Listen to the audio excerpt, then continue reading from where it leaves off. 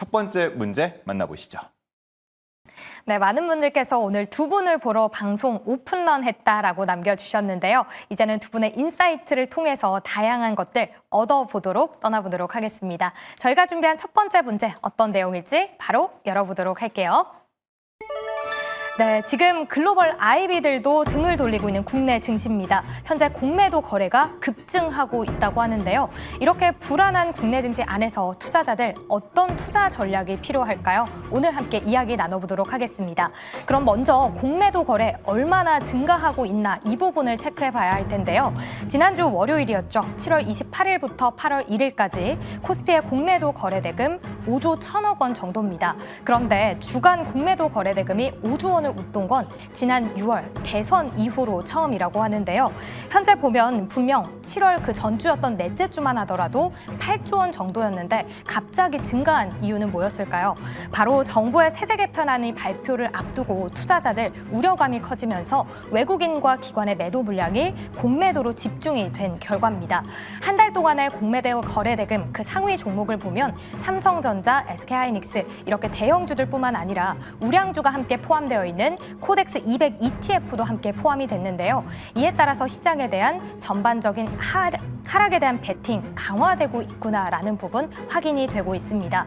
현재 시티 그리고 골드만삭스, 글로벌 IB의 경우에도 한국에 대한 투자 비중 축소해야 한다라고 권고하고 있는데요. 그렇다면 국내에서 증권사들은 어땠을까요? 역시나 마찬가지로 세제 개편안 수정 없이는 공매도 물량이 시장을 제한할 수밖에 없다라고 굉장히 단호하게 우려를 표하고 있습니다.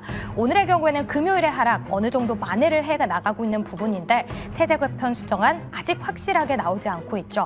불안감 커지고 있는 지금 두 분의 인사이트 통해서 이 불안감 조금씩 달래보도록 하겠습니다. 그럼 첫 번째 주식 남녀의 선택 보드를 들어주시죠. 자, 시장 대응을 어떻게 해야 될지 많은 분들이 고민을 하고 계실 것 같은데 두 분의 의견을 한번 들어보도록 하겠습니다. 먼저 이해나 대표는 제발 현금 좀 지켜라. 예, 이렇게 적어주셨고요. 성하준 매니저는 겁먹지 말고 신중하게라고 적어주셨습니다. 자, 각각 어떤 이야기인지 들어볼 텐데 이번에는 성하준 매니저 이야기 먼저 들어볼까요? 네.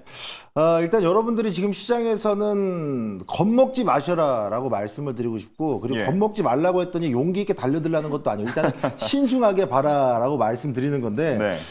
사실 이 주식시장에서는 가장 좋은 투자의 타이밍은 남들이 겁에 질려서 떠날 때가 가장 아하. 좋은 타이밍이에요. 예. 이전에 과거를 돌이켜봐도 뭐 우리나라의 정책적인 뭐 정치적인 리스크가 있었을 때도 낙폭이 과했는데 지금 보시면 뭐 3,200선이에요. 그죠? 그리고 뭐 트럼프의 관세에 대한 우려가 있어서 밀렸을 때 당시에도 지금은 뭐 일정 부분 다 반등이 돼 있는 상태란 말이죠. 그러면 우리가 시장에서는 우려한 것들이 시장을 공포로 잠재웠을 때 우리는 오히려 이런 시장에서 신중하게 다시 한번 투자에 다른 재정비를 좀 해봐야 되는 상황이 아닌가 저는 이 생각이 든다라는 건데 일단은 지금 공매도 거래가 급증하고 있다라는 부분들 이게 사실 여러분들이 겁먹는 포인트 중에 하나예요. 근데 이 공매도에 대한 부분들은 여러분들이 역기능만 생각하지 않으셨으면 좋겠어요. 사실 공매도라는 것은 순기능이 더 좋거든요. 우리나라 시장에 유동성을 공급해주고 또는 거품 그러니까 고평가되어 있는 종목들 너무 과하게 반영되어 있는 종목들은 나름 또 주가의 조정 등을 통해서 좀 건강한 시장을 만드는 게 순기능이에요.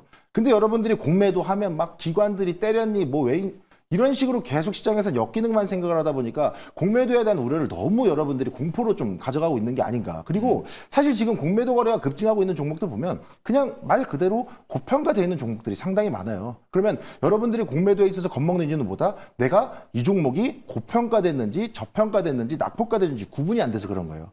그래서 제가 말씀드리고 싶은 건 겁먹지 마라. 지금 시장의 쇼크에. 그리고 신중하게 대응을 해보셔라. 이 말씀을 드리고 싶은 건데 사실 지난주 금요일에 이 대주주 양도세 부과 기준이 10억 원으로 정상화시키겠다라고 이야기하는데 이건 짚고 넘어가야 되는 게 정상화가 아니죠. 지금 정상은 50억이죠. 그죠? 그래서 이제 하향 조정하는 부분에 있어서 쇼크가 있었는데 저는 이 부분들 말씀드리고 싶은 게 세금에 대한 부분들 특히나 이 대주주 양도세 기준에 관한 부분들은 일단 연말 이슈예요.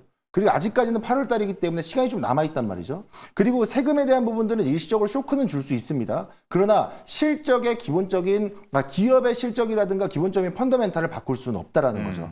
그럼 제가 보는 관점에서는 야, 내가 좀 여유가 있고 내가 조금 현금이 있고 이렇게 좀 여유가 있는 상황이라 그러면 오히려 이런 공포에는 내가 오히려 낙폭과대주, 그러니까 실적이 있음에도 불구하고 쇼크로 인해서 낙폭이 과한 종목들을 잡아볼까? 한번 체크를 해보셔야 될 거고, 나는 현금이 부족하고 나는 지금 보유 종목들이 가득 들어있고 내 종목이 계속 빠진다라고 하시는 분들은 일부 비중 조정을 통해서 더 빠르게 갈 수 있는 종목들에 투자를 다시 한번, 그러니까 포트 조정을 다시 한번 해보는 것도 필요한 그런 시기라고 말씀을 드리고 싶은 거죠. 그래서 신중하게라는 말이 여기서 나오는 게 낙폭과대주라고 해서 무조건 잡아채려고 하지 마시고 조금 더 선별적으로 저가 매수할 수 있는 구간이 아닌가. 그러면 뭐 뒤에도 설명드리겠지만 생각보다 실적이 나왔음에도 불구하고 이 반등이 나오지 못한 종목들, 그런 종목들 여러분들이 한번 체크를 좀 해보셔야 되지 않나라고 말씀드리고 싶습니다. 네, 좋습니다.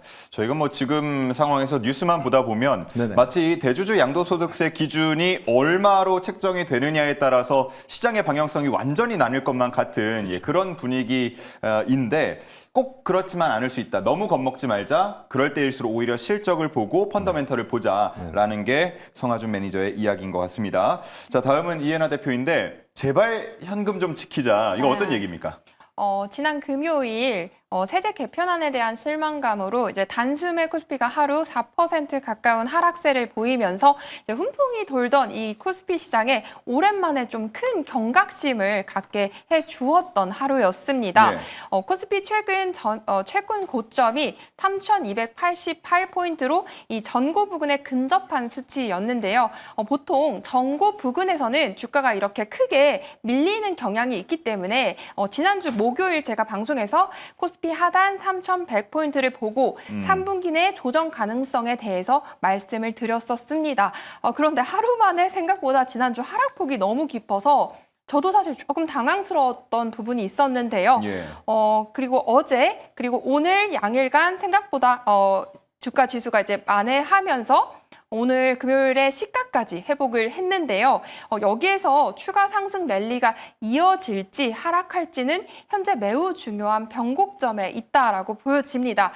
그러나 저는 조정에 살짝 무게를 좀 실어보고 싶은데요. 예. 이제 그 사유로는 세제 개편 불확실성뿐만 아니라 현재 코스피가 연 저점 대비했을 때 40%나 상승한 구간에 머물러 있습니다.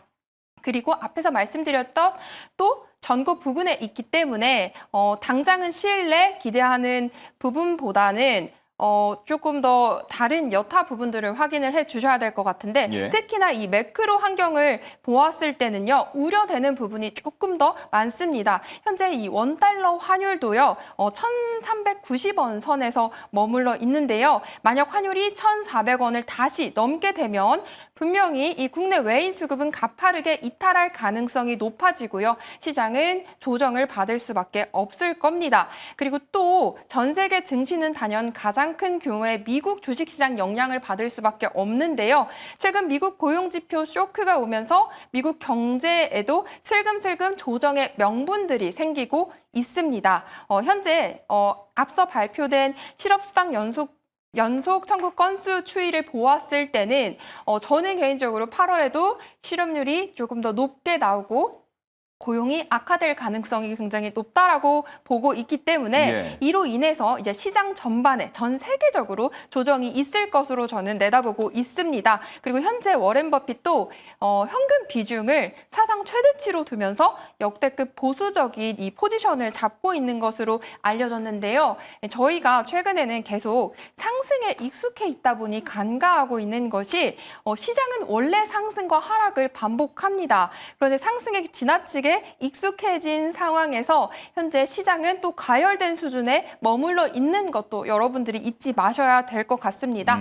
너무 뜨거워지기 전에, 너무 뜨거워서 폭발하기 전에 지금 시장은 과열을 시켜야 하는 구간이 반드시 있어야 할 것으로 보여지고요. 예. 다만 이제 미국도 연 50bp의 금리 인하가 예정되어 있는데 저는 개인적으로 분명히 75bp까지 인하가 될 것이라고 전망하고 있고요. 그리고 국내도 연내 추가 금리 인하 2회 정도가 예견이 되어 있습니다. 그렇게 되면 조정을 걸친 이후에는 다시 금리 인하가 본격화되면서 시장에는 또 유동성이 공급될 수밖에 없습니다.